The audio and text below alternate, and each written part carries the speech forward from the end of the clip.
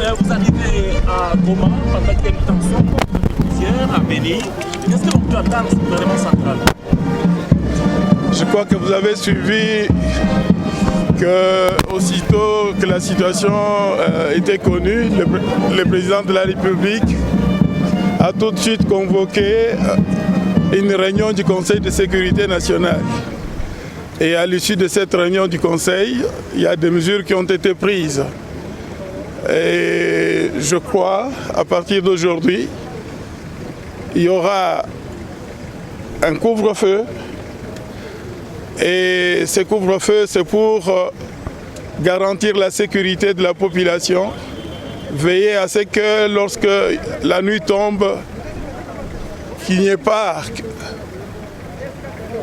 qu'on limite les mouvements des honnêtes citoyens, de sorte à les soustraire à l'action maléfique des criminels qui profitent justement des ténèbres pour essayer de frapper des petits coups qui font parler d'eux.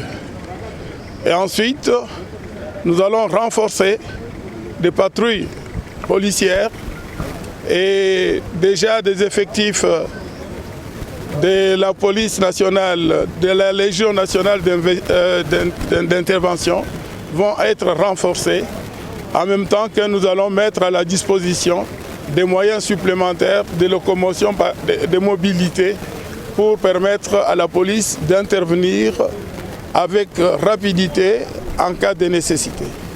Est-ce qu'une visite pourrait aller avec la MONUSCO, surtout que la population voudrait le départ de la MONUSCO? Mais vous savez que la MONUSCO est ici et que parfois, souvent d'ailleurs, elle intervient en termes de logistique, mais pour le maintien de l'ordre, pour la sécurité de nos populations, c'est d'abord une tâche qui relève essentiellement de responsabilités régaliennes de l'État. Et là, nous nous assumons entièrement. Et comme nous sommes en collaboration avec la MONUSCO, qui intervient sur plusieurs domaines, pour ne prendre que l'exemple de la riposte contre Ebola, nous sommes, ce sont nos partenaires et nous travaillons ensemble. La population doit comprendre que le monde est ce qu'il est aujourd'hui et les forces onusiennes sont ici chez nous depuis de longues années et qu'elles ont dû nous apporter leur soutien au moment où nous en avions besoin.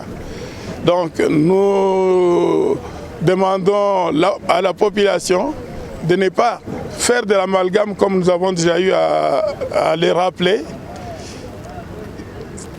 La MONUSCO n'a pas d'intérêt.